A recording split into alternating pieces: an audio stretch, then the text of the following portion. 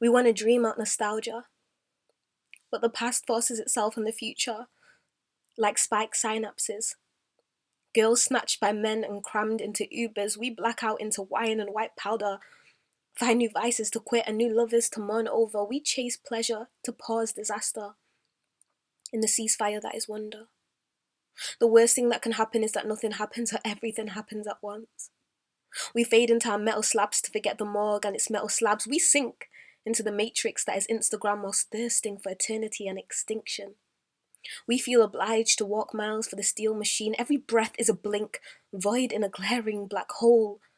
Every success is a prayer swallowing exile. We bite our nails while thinking about the bills and emails and smile about the big picture and cry about the details. Nothing makes sense when we think about it, so we all try to have the good sense not to think about it.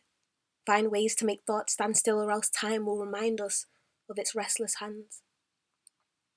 We ache to experience more than waking life can stand. Some days we see God in the taxi man, or dream God in the girl who scans our Copperberg cans.